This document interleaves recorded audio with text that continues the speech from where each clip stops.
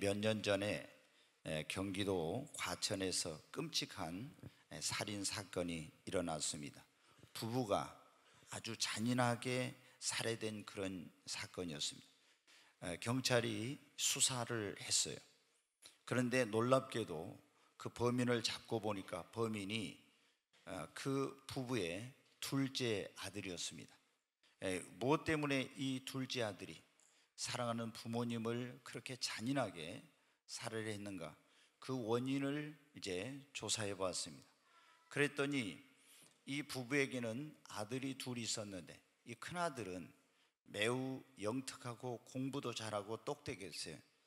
동생도 뭐 이렇게 아주 전능하나 이런 건 아니었지만 형이 너무나 똑똑하고 공부도 잘하니까 부모가 형을 항상 칭찬하고, 그리고 이 공부를 좀 형에 비해서 못한 그 둘째 아들을 좀 무시하고 이렇게 상처를 주는 그런 말을 많이 하게 되었습니다. 그런데 이 아들이 계속 그 부모에게 말로 인해서 받았던 그런 상처와 또 그 부모에게 당했던 무시당했던 그런 감정과 이런 것들이 그 마음 안에 계속 쌓여 그게 마음의 상처로 자리 잡고 있다가 이제 그 분노와 감정을 조절하지 못해가지고 결국에 자신을 낳아주고 길러주신 그 부모님을 살해하는 이런 엄청난 비극적인 사건이 일어나게 된 것입니다. 저는 목회를 지금 한 30년 하고 있는데 이 30년 목회를 하면서 많은 사람들, 다양한 그런 배경과 경험을 가진 그런 사람들을 많이 만나고 또 상담을 했습니다. 그런데 이 보면은 행복한 인생을 살지 못하는 사람들, 또 성공적인 그런 사회생활을 하지 못하고 예수를 믿은 지 오래되고 교회 생활을 한 지 오래됐는데도 불구하고 신앙이 성장하지 못하는 이런 사람들의 원인이 무엇인가 이렇게 살펴보면은 대부분의 사람들이 어떤 과거의 마음에 그런 상처가 있는데 그 상처를 치유받지 못해서 그 상처가 그들의 삶의 쓴뿌리가 되어서 이것이 그들 행복한 인생을 살지 못하게 하고 또 사회생활도 잘 하지 못하게 하고, 그리고 신앙생활 하면서도 행복한 신앙생활 하지 못하게 하고 믿음이 성장하지 못하게 한다는 것을 발견했습니다. 여러분, 우리가 인간은 혼자서 살 수가 없죠. 가정이라는 공동체, 또 학교, 그리고 교회, 직장, 그리고 이 사회라는 공동체 속에서 사람들과 늘 우리는 부딪히면서 살아가고 있습니다. 그러면서 그 살아가면서 어떻게 돼요? 우리 인간은 불완전한 존재인지라 다른 사람에게 상처를 주기도 하고 다른 사람을 통해서 상처를 받기도 합니다. 그런데 우리는 어떻게 해요? 내가 다른 사람에게 상처를 준 것은 기억지도 못합니다.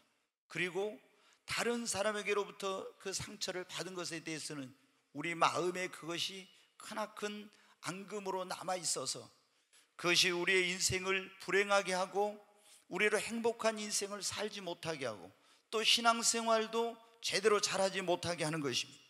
그래서 여러분 어때요? 성경에 보니까 오늘 우리가 읽은 말씀에 나와 있잖아요. 우리를 사랑하신 그 하나님, 그 하나님께서 우리의 상한 마음을 치료하기 위해서 하나님이 이사야 선지자를 통해서 예언한 대로 하나님이 그 아들 예수 그리스도를 우리의 상한 마음을 치료하기 위해서 보내시고 성령님을 우리의 상한 마음을 고치기 위해서 보내주신 것입니다.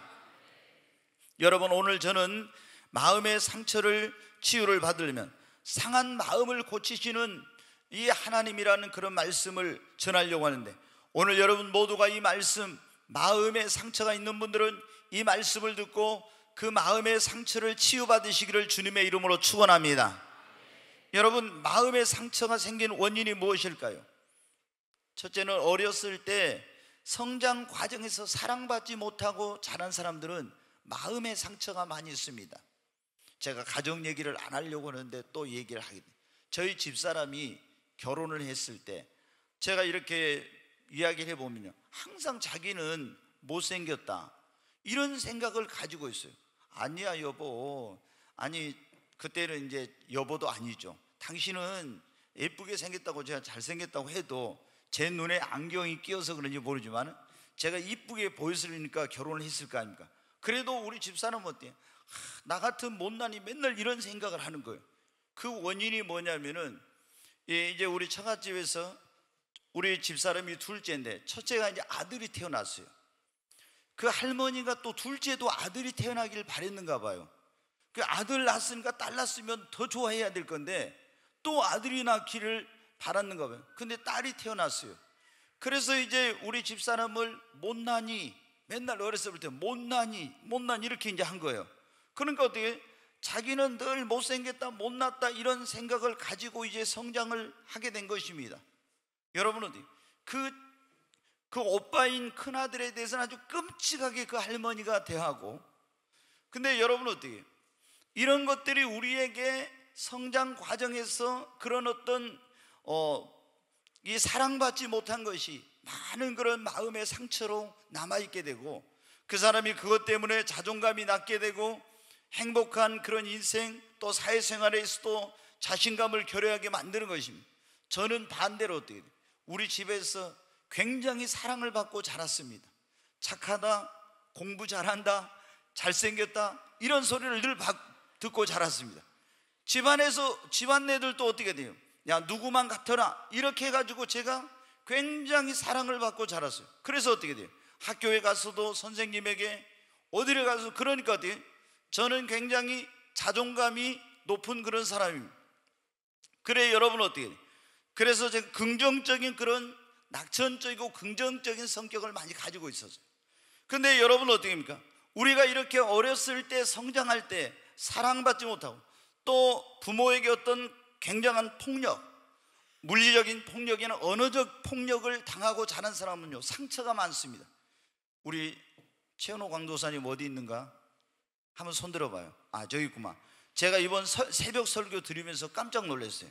왜냐하면은 뭐라고 하냐면은 자기가 화가 나면은 우리 예준이나 예원이를 굉장히 아주 막 빗자루가 부러질 정도로 때려서 혼낸대요. 그래서 제가 이 사람 큰일 났구나 제가 그랬어요. 왜?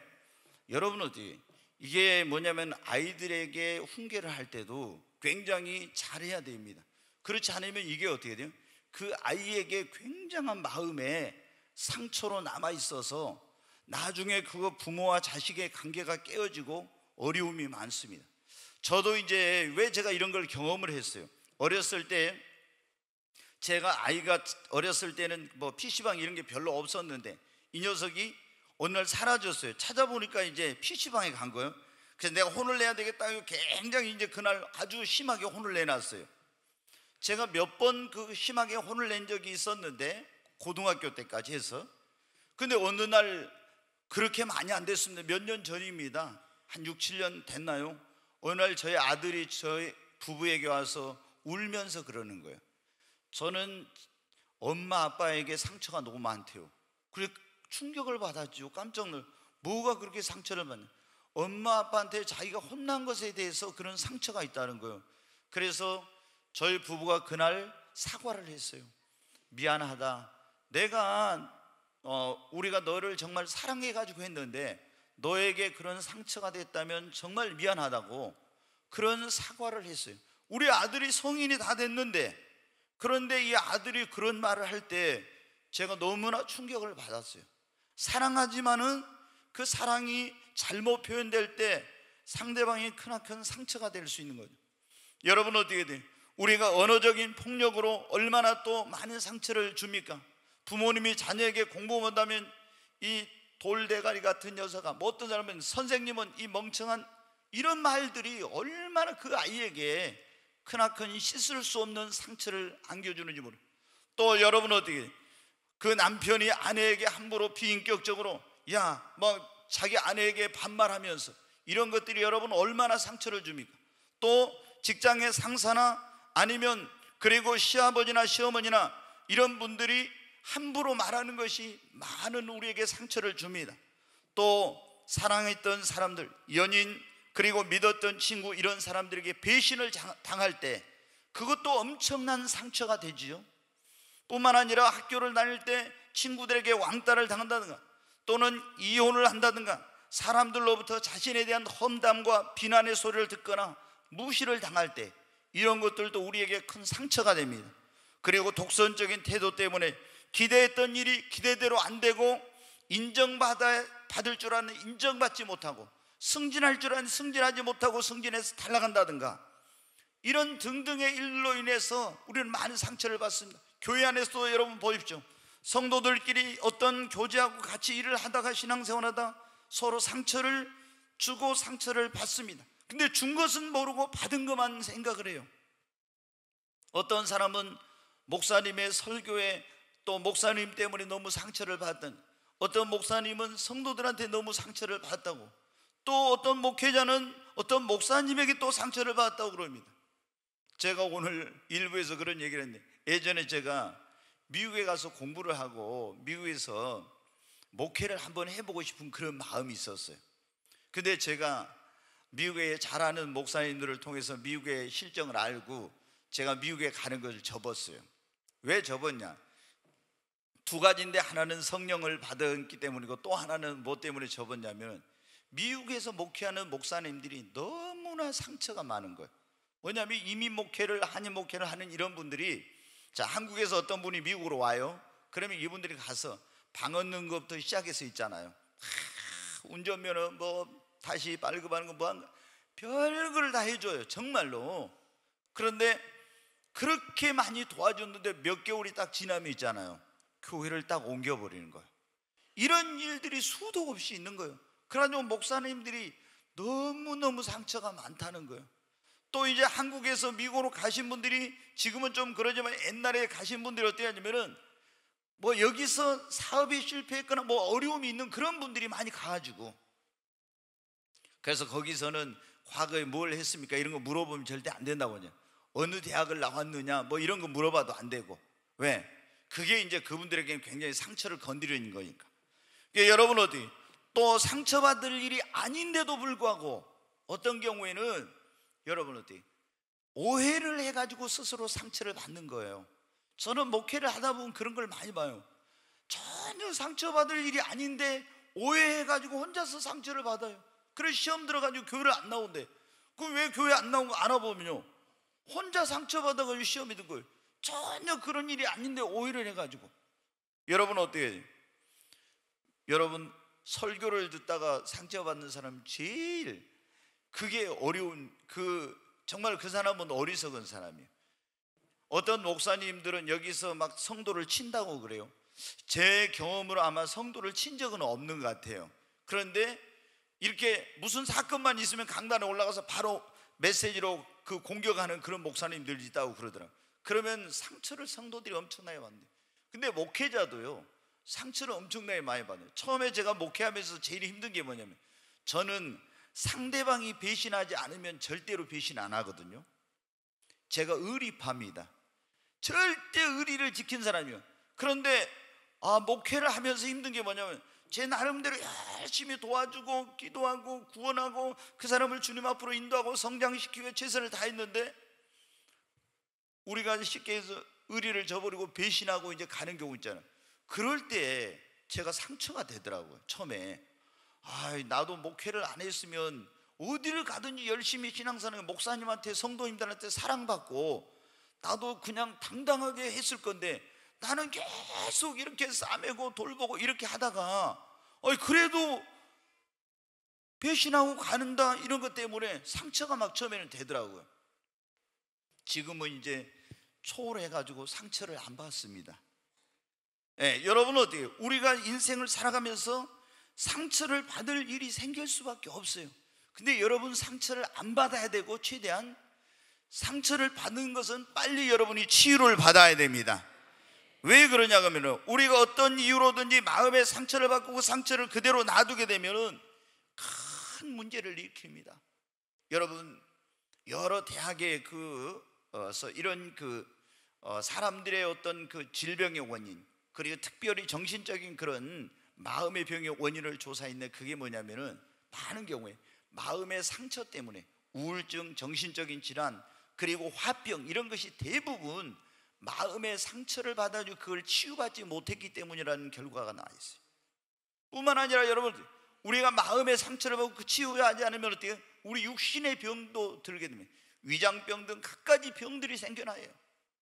그래서 반드시 우리가 마음의 상처를 치료를 받아야 돼요.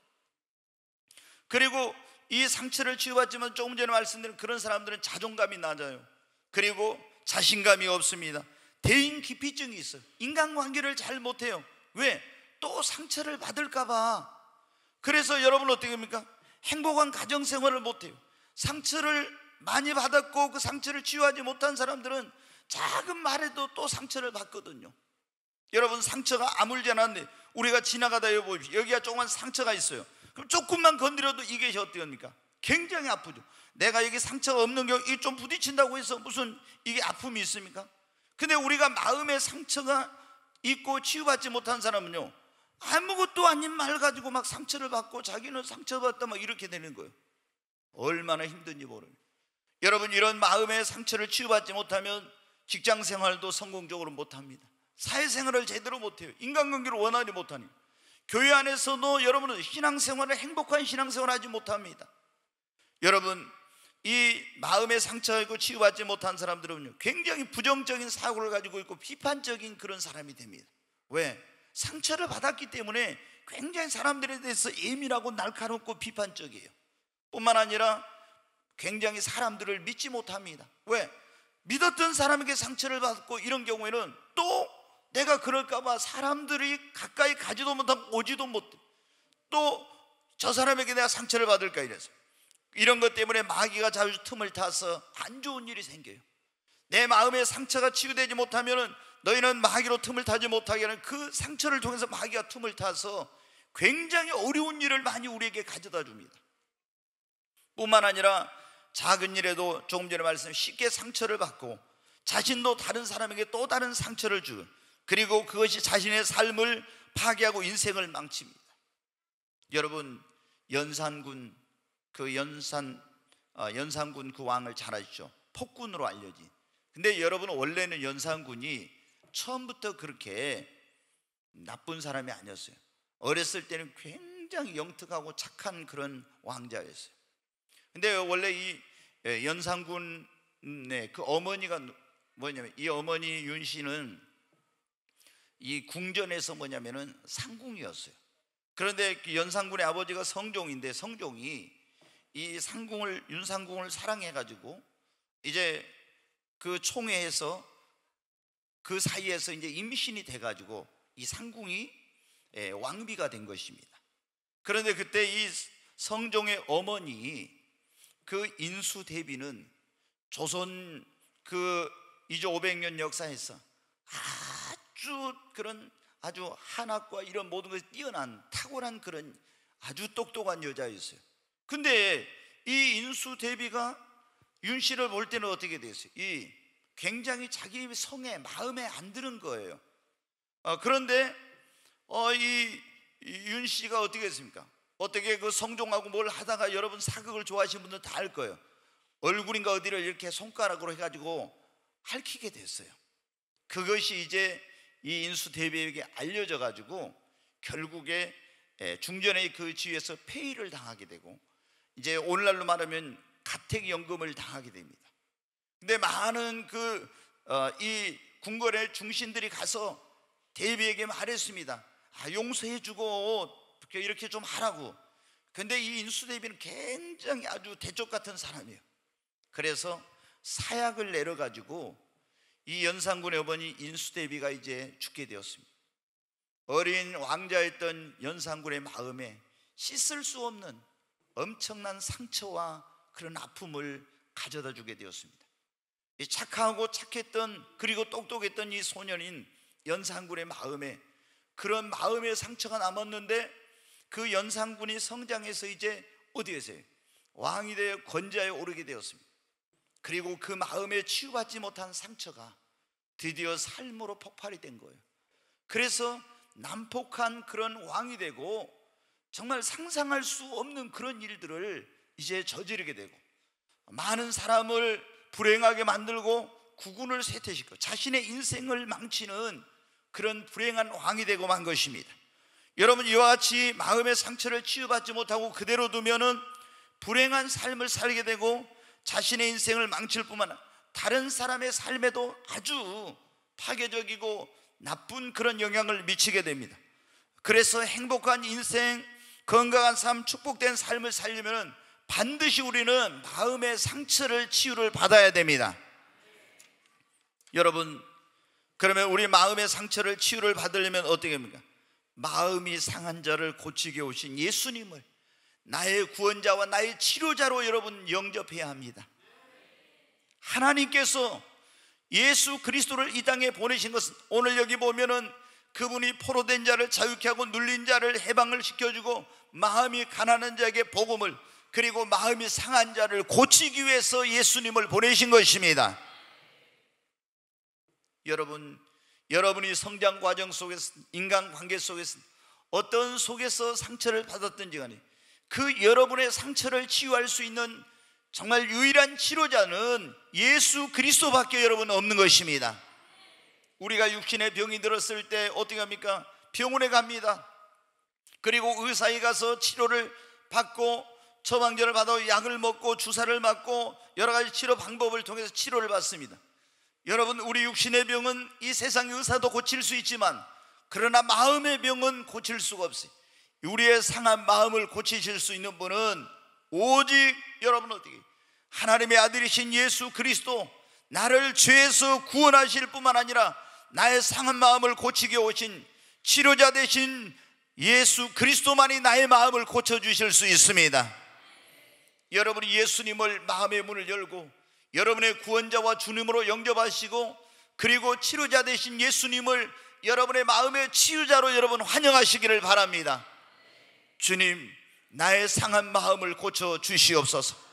나를 죄에서 구원해 주실 뿐만 아니라 내가 어려서부터 부모에게 받은 상처, 남편에게 받은 상처, 사람들에게 받은 이런 아픔과 상처, 이런 많은 상처가 있습니다. 상한 마음을 고치게 오신 주님께서 나의 상한 마음을 고쳐달라고 여러분 하시기 바랍니다. 에스겔서 34장 15절로 16절에 있는 말씀을 보겠습니다. 여기 한번 이 말씀 같이 읽습니다. 내가 친히 내 양의 목자가 되어 그것들을 누워있게 할지라 주 여호와의 말씀이니라. 그 잃어버린 자를 내가 찾으며 쫓긴 자를 내가 돌아오게 하며 상한 자를 내가 싸매 주며 병든 자를 내가 강하게 하려니와 살찐 자와 강한 자는 내가 없애고 정의대로 그것들을 먹이리라. 아멘. 여기 보면 하나님께서 그렇게 말씀하셨습니다. 내가 그 잃어버린 자를 찾으며 쫓긴 자를 내가 돌아오게 하며 마음이 상한 자를 내가 치유하고 싸매어 줄 것이다. 병든 자를 고쳐줄 것이라고. 여러분의 상한 마음을 주님만이 고쳐주실 수 있습니다. 우리가 예수 그리스도를 나의 구원자와 주님으로 영접하고 그 나의 상한 마음을 고치게 오신 예수님을, 내가 치료자이신 그분을 영접하고 그분 앞에 나가면 우리는 완전히 새로운 피조물로 거듭나는 역사가 있게 됩니다. 성경에 보면 누구든지 그런즉 그리스도 안에 있으면 새로운 피조물이라. 보라, 이전 것은 지나갔으니 새 것이 되었도다. 여러분, 예수님을 영접하시기를 바랍니다. 여러분의 마음의 문을 열고 예수님을 영접하면 예수님이 여러분 마음에 들어가셔서 여러분을 구원해 주시고 여러분의 상한 마음을 치료해 주시고 새로운 피조물로 거듭나게 해주실 것입니다. 여러분, 우리가 이 마음의 상처를 치유받으려면 첫 번째가 뭐라고요? 상한 마음을 고치게 하신 예수님을 나의 구원자와 나의 치료자로 영접하는 거예요. 두 번째는 나에게 상처를 주었던 사람들을 여러분 용서하는 것입니다. 여러분 어때요? 제가 보면 예수님 믿는 사람들 가운데서도요, 상처를 받고 살아가는 사람들이 많아요. 계속 그 상처를 치유받지 못한 사람. 왜 그러냐?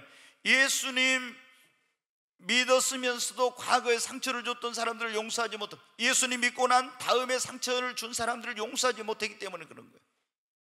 여러분 어떻게 돼요? 우리가 다른 사람을, 나에게 상처를 줬던 부모님이나 형제들이나 친구들이나 연인이나 어떤 성도들이나 목회자나 이런 사람을 용서하지 못할 때 여러분, 피해자는 누구예요? 최대 피해자는 자신입니다. 용서하지 못한 자신이 스스로 피해자가 되는 거예요.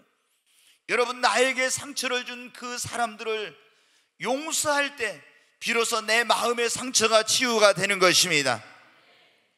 여러분 성경을 보면 에서는 동생 야곱에 대한 그런 미움이 있었어요. 왜냐하면 장자권을 이제 팥죽으로 사고 그 다음에 아버지가 축복해 주려 할 때 그 에서의 축복을 할 때 야곱이가 속여가지고 빼앗았습니다.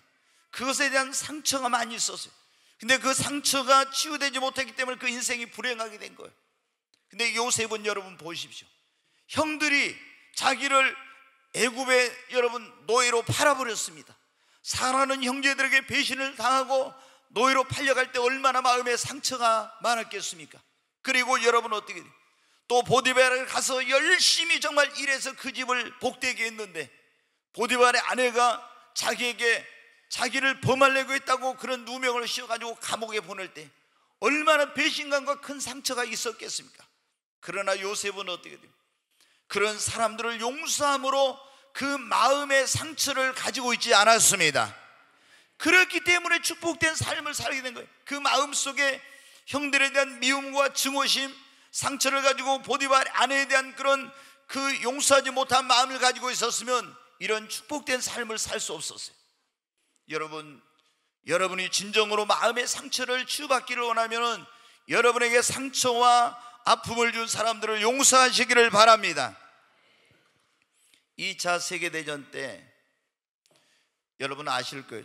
독일 그 히틀러 나치 군대가 어떻게 돼요? 독일 군대 유대인들을 600만 명 이상을 여러분 죽였어요. 그런데 저는 이제 어떤 책에서 제가 본 건데 히틀러가 그렇게 유대인을 미워한 이유가 뭐냐면 이제 게르만 민족의 그런 어떤 우월성을 이제 또 나타내기 위한 것도 있었고, 그 다음에 이제 또 하나는 뭐냐면 가장 결정적인 원인은 이 히틀러의 그 아버지가 장사를 했대요. 이렇게 보따리 장사 같은 그런 장사를 했는가 봐. 그런데 이 아버지가 장사를 가면은 막 한 달도 있다 이렇게 오시고 이제 그렇게 했는 모양이에요 그때. 근데 그 옆집에 누가 살고 있었냐면 유대인이 살고 있었는데 이 히틀러의 어머니가 그 유대인하고 불륜에 빠진 거예요. 그래가지고 그 아버지가 장사만 나가면은 그 유대인하고 유대인 남자하고 자기 어머니가 그런 관계를 갖고 이렇게 하는 거예요. 히틀러의 마음속에 어떻게 됐을까? 어려서부터 유대인에 대한 그 증오심 그런 게 막 굉장히 그 마음속에 있었던 거예요. 그래가지고 히틀러가 이제 권력을 잡게 되니까 어떻게 돼요? 2차 세계대전 때 유대인들을 아예 유대인을 그 증오심이 모든 유대인을 이제 죽여야 되겠다 이런 것으로 나타나서 600만 명 이상의 유대인을 죽이게 됩니다. 그런데 아우슈비츠라고 하는 그 수용소에 많은 유대인들을 수용을 해놓고 거기서 잔인한 방법으로 고문을 하고 죽이고 막 이런 걸 해요. 거기서 살아나간 사람이 별로 없었어요. 근데 이제 살아난 사람들은 보면은 오직 하나님께 의지하고 그 절망 가운데서도 소망을 가진 사람들은 그 어려움을 이겨냈어요. 그러니까 여러분 아무리 내 인생에 어떤 절망스럽고 고통스러운 그런 게 있어도 소망이 있는 사람은 절망을 이깁니다. 근데 그 포로 수용소에 수용됐던 여자 가운데 한 사람이 코르텐 붐이라는 여사가 있어, 유대인이. 근데 그 사람이 몇몇 그 유대인들 가운데서 극적으로 살아남은 사람이에요. 근데 2차 세계대전이 끝나고 어느 날 길거리를 가는데 저 앞에서 오는 사람이 보이는데 그 사람이 누구냐면 그 아우슈비츠 수용소에서 수많은 자기 동족과 유대인들을 죽였던 그 독일군 병사가 저 앞에서 걸어오는 거예요. 그 자기의 마음속에 자기 동족이 죽어가고 그런 고문과 어떤 잔인한 방법들로 이렇게 학대하는 그런 걸 보면서 얼마나 많은 상처와 그 사람들에 대한 미움과 증오심이 있었는데 그 사람이 저 앞에서 오고 있는 거예요. 치가 떨리고 저를 가서 저 사람을 막 죽이고 싶은 그런 마음이, 분노와 감정이 끌어올랐어요. 그런데 그때 자기를 위해서 십자가를 지시고 자기에게 십자가의 못을 받고 그리고 창으로 찌는 그 사람들을 향해서 그 사람들을 위해서 십자가에서 아버지, 저들은 저들이 하는 것을 알지 못하오니 저들의 죄를 용서해 달라고 했던 그 예수님의 십자가의 그 형상이 그것이 떠오르요. 그리고 눈물을 흘리면서 거기서 저 앞에서 오고 있는 자기에게 그런 씻을 수 없는 자기 동족과 자신에게 아픔과 고통을 줬던 사람을 감정으로는 용서할 수 없어 그 십자가의 환상을 보고 그 사람을 의지적으로 용서합니다. 그러자 여러분 어떻게 돼요? 하나님의 그런 어떤 놀라우신 치유의 권능과 능력이 그 마음의 상처를 치유하는 놀라운 역사가 일어나게 됩니다. 그리고 그날 이후로 이 코리텐 부부 여사는 삶이 완전히 바뀌어지게 되고, 그리고 전 세계를 다니면서 용서와 치유, 하나님의 사랑을 전하는 그런 새로운 삶을 살게 됩니다.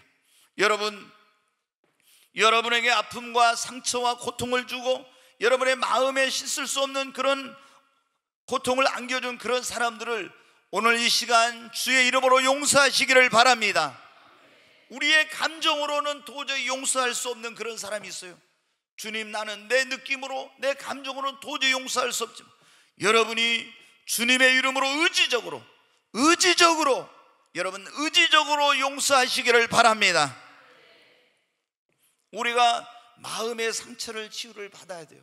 그러려면 우리의 구원자 되시며 치료자 되신 상한 마음을 고치시는 예수님을 영접하고, 그리고 용서하고 하나님, 나의 상한 마음을 치료해 달라고 여러분 기도하시기 바랍니다. 주님, 나는 너무나 상처가 많습니다. 제가 보면요, 이게 상처가 많은 사람 정말 어려워요. 예전에 제가 우리 교회를 7개 세울 때 한 목사님을 이제 목포에서 가까운 어떤 도시에 교회를 세워드렸어요. 그런데 어느 날 저희들이 이렇게 보면요, 그 목사님과 사모님이 그렇게 사이가 좋아요. 정말 인구 부부 같아. 막 얼마나 이렇게 알콩달콩 이렇게 하면서 참 다른 사람이 보면 너무나 금술이 좋고 부부의 그 사이가 좋은 것 같아서. 근데 어느 날 사모님이 뭐예요? 보따리를 싸가지고 온 거예요. 그래가지고 저한테 와서 뭐래요? 목사님, 저 이제 떠나려고 합니다. 그런 거예요. 이야, 아니 저희가 교회를 거기 세워가지고 거기에다 모든 인테리어, 성구 뭐 이런 거 다 해주고 돈을 들여가지고 다 매월 돈도 보내주고 생활비 보내주면서 했는데 보따리 싸가지고 사모님이 와서 아니 자기 이제 떠난다고 하니 이게 얼마나 제가 충격을 받았겠어요. 그래서 내가 물어봤어요. 뭐 때문에 그럽니까? 그랬더니 이 목사님이 예를 들어 어디 산에를 올라가잖아요. 산에를 올라가면 사모님을 그 산속에, 이 사모님은 부잣집 딸로 태어나고 좋은 직장을 다녔던 그런 사람이에요. 그런데 이 목사님이 어떻게 하냐면 어디 산에 가잖아요. 사모님 혼자 산속에 놔두고 어디로 사라져 버린대. 그러면 여러분은 생각해봐요. 아니 이 여자분이 도시에서만 살던 사람이 산속에 남편하고 같이 갔는데 남편이 어디로 가버려. 그러면 하늘만 보이는 그 숲속에서 길을 잃고 얼마나, 이런 일이 한두 번이 아니라는 거예요. 그래가지고 목사님, 도저히 저는 저희 남편 목사님하고 이제 못 살겠다는 거예요. 제가 이제 그 목사님이 도대체 뭐가 문제인가 원인을 따져봤더니, 목사님이 얘기를 하는데 이제 오라게 갖고 얘기를 해봤어요. 그랬더니 초등학교 때 있잖아요, 되게 가난한 집에서 자랐는데 학교를 갔다 오면 있잖아요, 가방 던져놓고 가서 얼마나 이제 그 부모님 거기서 뼈 빠지게 일하고요, 학교를 부모님이 또 안 보내려고 하면서 그런 언어폭력, 물리적인 폭력 이런 걸 엄청나게 받고 자란 거예요. 사랑을 전혀 받지 못하고, 그런 것 때문에 어떻게 돼요? 자존감도 낮고 이 관계를 못하는 거예요. 마음의 그 상처를 치유받지 못해가지고. 그래서 어떤 자기가 이제 이분이 마음의 상처를 치유받기 위해서 저기 논산에 있는 무슨 치유센터를 갔대요. 갔더니 거기 뭐냐면, 마음에, 여러분도 이제 상처가 있는 분들이 있을까요? 마음에 상처 있는 사람들은 자기에게 그분이 치유하는 방법을 가르치는데 어떻게 하냐면, 나에게 상처를 준 사람에 대한 미움과 어떤 그런 막 원망과 증오심이 있을까요? 근데 야구방망이를 다 하나씩 준대요. 그래가지고 뭘 놔두고 있잖아요. 실컷 가서 두드려 패라 건데요 막. 그러면 이제 그게 풀린다고 치유가 돼요. 두드려 팼으니까 네가 나에게 상처를 줬지 하면서 두드려 패면, 제가 그건 굉장히 비성서적이다. 여러분, 그렇게 한다고 해서 감정은 좀 풀릴지 모르지만은 그게 치유가 되는 거예요. 그래서 제가 절대로 그곳에 가지 말아라 이런 얘기를 했어요. 근데 여러분 이와 같이 어떻게 합니까? 치유되지 못한 그런 마음의 상처가 있게 되면 이렇게 행복한 가정을 못 이뤄요. 여러분 우리가 어떻게 하면 치유받을 수 있어요? 주님만이 치유할 수 있습니다.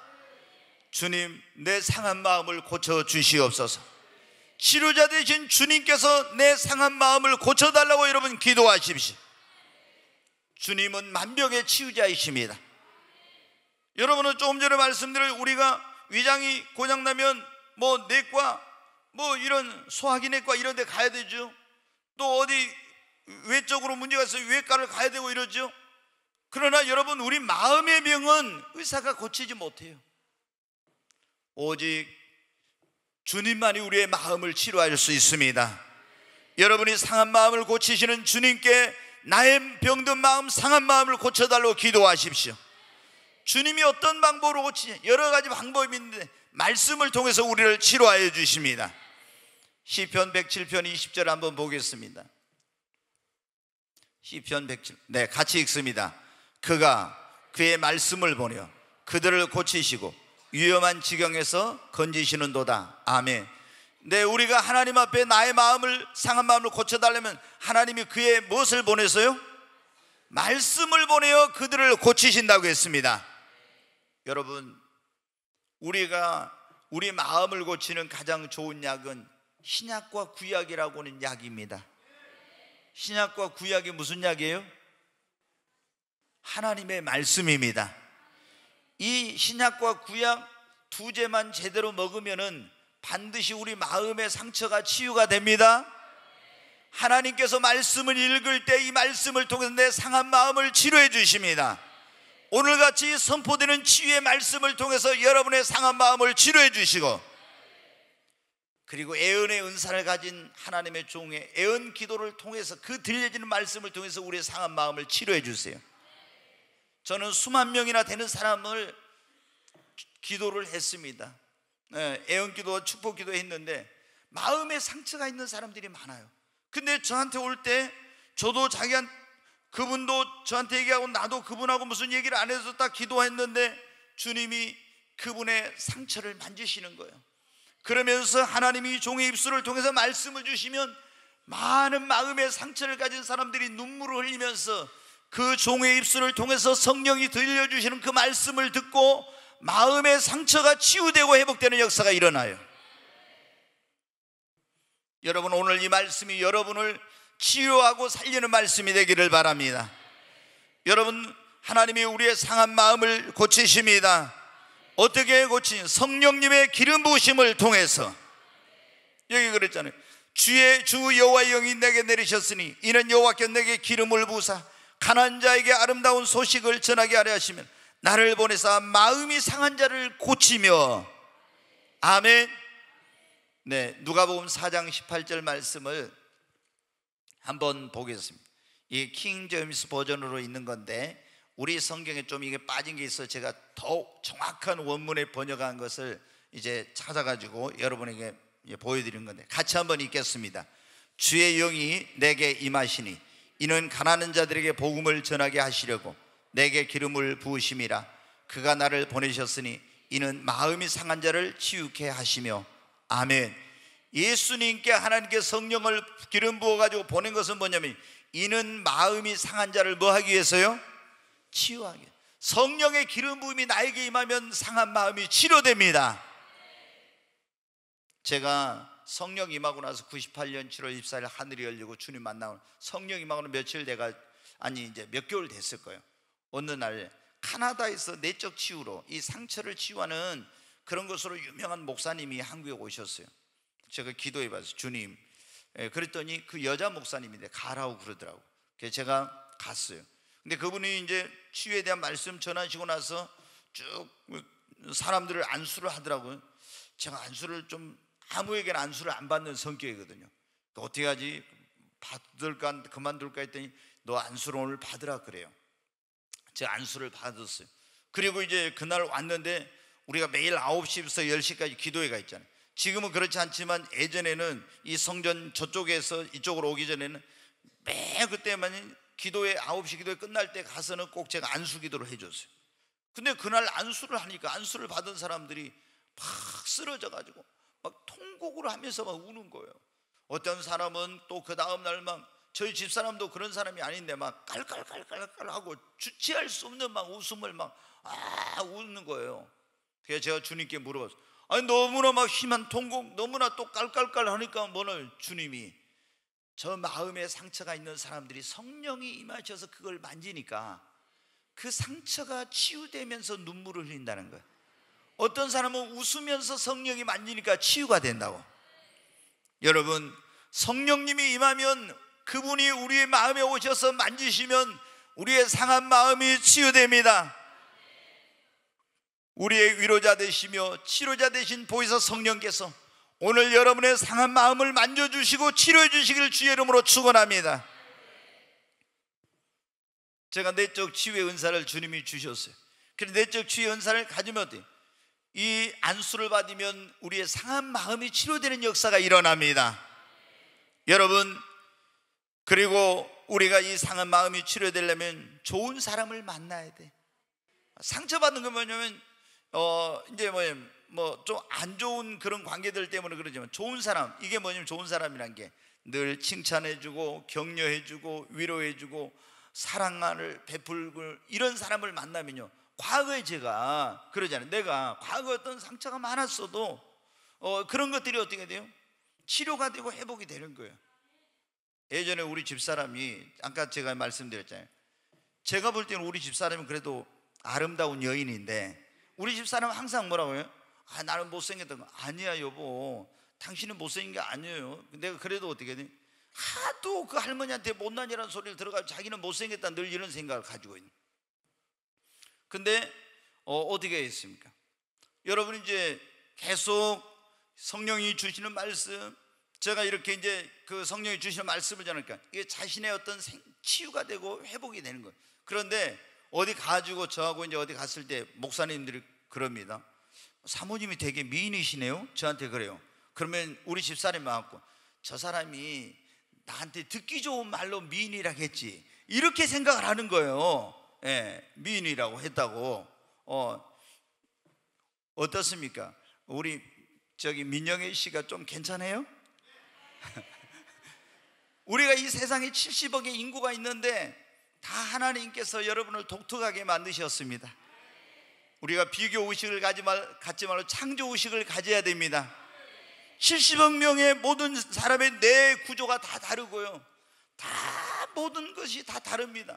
우리는 여러분 사람의 눈으로 보고 이 사람은 못생겼어, 이 사람은 잘생겼어 하는데, 여러분 하나님이 보시기에는 다 귀하고 아름다운 사람들입니다. 옆 사람 한번 봐요. 당신이 세상에서, 다시 옆에 있는 분 보십시오. 당신이 세상에서, 장로님한테 당신이라 하면 안 되죠. 집사님한테 다시 합니다. 당신이 세상에서 가장 아름다운 사람입니다. 가장 특별한 신분입니다. 아멘. 여러분은 정말 가장 아름다운 사람입니다. 가장 특별한 사람들입니다. 우리가 어떻게 돼요? 이런 상처가 있고 계속 그 부정적인 말을 듣고 사랑을 받지 못하고 자존감이 낮다겠잖아요. 나는 못났다, 난 할 수 없어, 이런 거. 여러분, 우리가 그런데 어떻게 자꾸 칭찬은 고래도 춤추게 한다고 하는 그런 말 있잖아요. 우리가 서로 항상 칭찬의 말을 해야 돼요.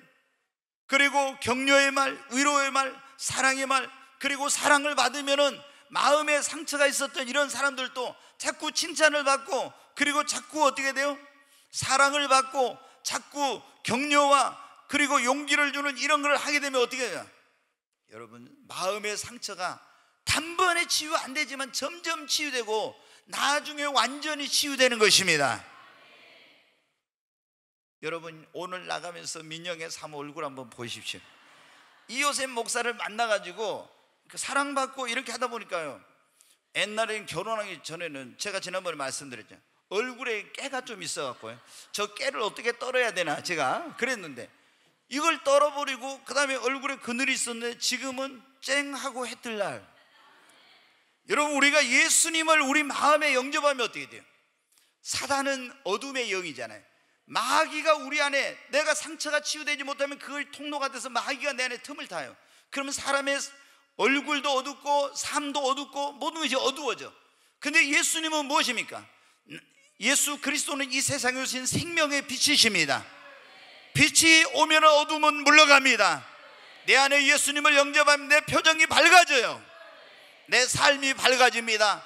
가정이 밝아집니다. 저는 그런 얘기를 많이 들어요. 많은 목사님들이 그럽니다. 아니, 꿈의 교회 성도들은 왜 얼굴이 그렇게 밝아요? 저한테 그런 얘기를 해요. 진짜 그런 얘기를 많이 들어요. 꿈의 교회 성도들은 왜 얼굴이 밝냐고. 여러분, 왜 얼굴이 밝아요? 여러분 안에 생명의 빛 대신 예수님이 계시기 때문에. 아멘. 그래서 마음에 상처가 있고 어둠 속에 있던 사람들이 이 꿈의 교회에 오면, 여러분, 꿈이 없는 사람이 꿈이 생기고 마음에 예수님이 빛 대신 그분이 계시니까 어둠이 물러가는 것입니다. 여러분, 옆 사람 얼굴 한번 볼랍니까? 어째 표정이 어떤가? 어두운지 밝은지 한번 보세요. 네, 어두운지 밝은. 어두우면 이거는 여러분 어떻게? 여러분 얼굴만 보고도 예수님을 믿고 싶은 마음이 생겨야 돼요. 그러잖아요. 근데 이렇게 어둡고 있잖아요. 찡찡해가지고 그늘이져가지고, 그러면 누가 그 사람 보고 예수님 믿고 누가 그 사람 보고 교회 다니고 싶겠어요? 아니, 삶이 보니까 힘든데도 보니까 얼굴 보니까 어때요? 얼굴이 환하고 그러면 어떻게 돼요? 아, 저 사람 예수 믿는 것 때문에 그러구나 하고 교회를 가고 싶고 예수 믿고 싶지. 여러분, 우리는 정말 있잖아요. 우리 모든 성도들은 서로 사랑해 줘야 됩니다. 칭찬해 줘야 되고 격려해 주고 위로해 줘야 됩니다. 여러분, 그렇게 하면 어떻게 돼요? 마음의 상처가 치유가 되고, 그리고 여러분 밝아지게 됩니다. 자꾸 어두운 사람도요, 상처가 있는 사람도 계속 칭찬해만 하고 용기를 주는 만한, 소망을 주는 만한 사랑해 줘봐요. 그러면요 점점 그 어둠이 빛으로 밝아집니다. 우리가 여러분 교회에 와서 어떻게 해야 되겠습니까? 우리가 성도들끼리 신앙생활하면서 막 때로는 상처받았다 어쨌다 이런 거, 목사님에게도 상처받았다 이러면요 저도 막 마음이 무너져요. 그런데 우리가 어떻게 다 불완전한 사람들이잖아요. 정말 상처받지 말고, 상처 주지 말고, 상처를 받았을 때도 빨리 치료를 받아야 됩니다. 여러분, 가능하면 첫째는 상처를 안 받는 게 중요해. 안 받아야 돼. 그러려면 어떻게 되면 우리가 여러분 마음이 넓어야 돼. 마음이 좁으면 상처를 많이 받거든요. 마음이 넓고 이해심이 많아야 돼요. 그 다음에 관용을, 모든 걸 긍정적으로 받아들이고요, 사랑과 용서로 내 안에 가득 차야 됩니다. 그래야 상처를 받을 일이 있어 상처를 빨리 안 받고 금방 잊어버려요. 보면은 목사님들 가운데도 굉장히 상처가 많은 분들이 있어요. 그러면 행복한 목회를 못해. 여러분이 마음에 상처가 많으면 행복한 인생을 살 수 없어. 그러지 않습니까? 상처를 빨리 치유를 받아야 돼요.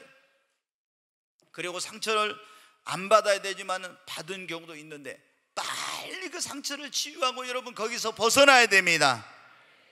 여러분, 오늘 우리가 마음의 상처를 치유를 받으려면 그런 말씀을 들었는데, 여러분 가운데 상처받은 분들이 진짜 많아요. 오늘 이 말씀을 여러분이 들으시고 이 말씀대로 하시면은 여러분의 마음의 상처가 치유가 될 겁니다. 우리의 상한 마음을 고치기 위해 오신 예수님을 여러분 영접하십시오.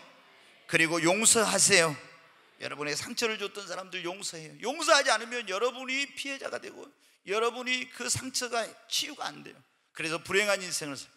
그리고 주님, 내 상한 마음을 고쳐달라고 기도하시고 말씀을 듣고 말씀을 읽고, 그리고 예언의 은사를 가진 하나님의 종들을 통해서 들려오는 성령님의 음성을 들으십시오.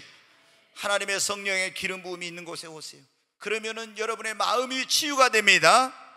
그리고 또 여러분이 어떻게 내적 치유를, 은사를 가진 그런 주의 종을 통해서 안수를 받고 많은 사람을 통해서 사랑과 격려와 칭찬을 이렇게 받으면은 우리의 마음의 상처가 치유가 됩니다.